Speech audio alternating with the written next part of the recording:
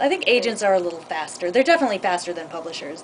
Publishers, used to even take up to a year to get back. I think some of them still do. Yeah.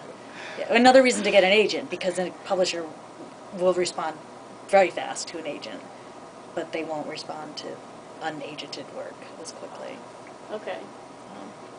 So do the agents look at your manuscript and comment on it, or is that something It else? depends. I mean, now, because so many editors have lost their jobs, a lot of them have sort of morphed into becoming agents, and they have editorial skills, which they probably can't let go of.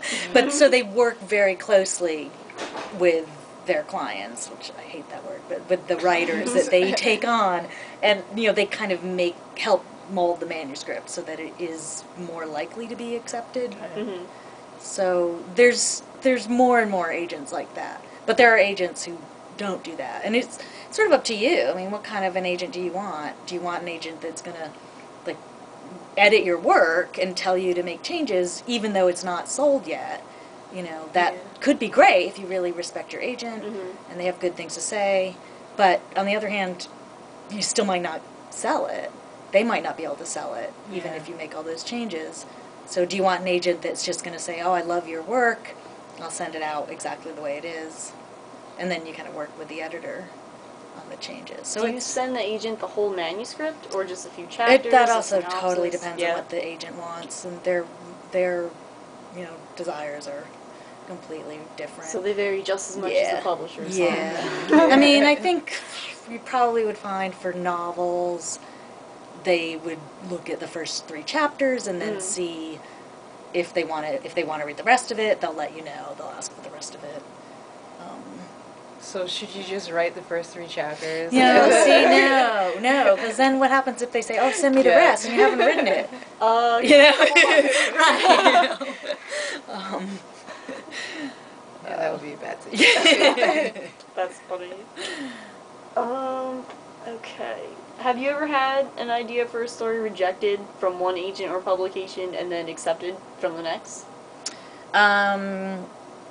For the first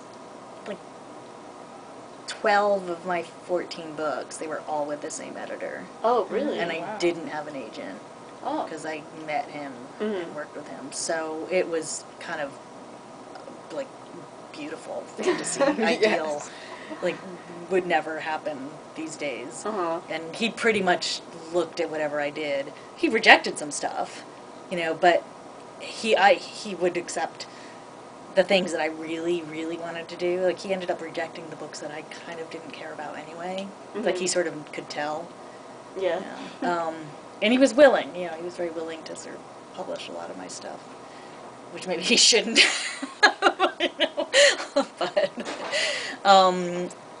But after that, I mean, he retired 4 or 5 years ago, and I got an agent.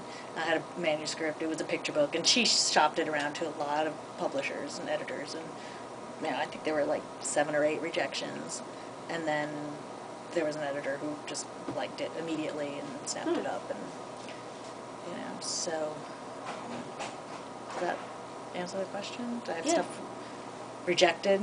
Is that? Hey, Sam. Hey, can you give us I don't know, 10 more minutes or something? That's okay. Sorry, That's okay. Yeah. Okay. We've covered most of that already. Okay. What websites and magazines and forums should an aspiring writer look to find relevant places to publish? Yeah, I think you answered that. Yeah. Yeah, did I? I mean, I don't have the You said websites. the internet. Use a Google search. It depends on really what you want to publish. I mean, you're sort of talking more general fiction level. I mean, if you want to work on children's fiction, you just look for, there's a Society of Children's Book Illustrators and Writers. They have a good website. I know there's recently I went to some reading of travel writers, and there's they were all bonded, this group of networking travel writers that have their own chat groups and conferences, and so I think every kind of little subgenre has a clique.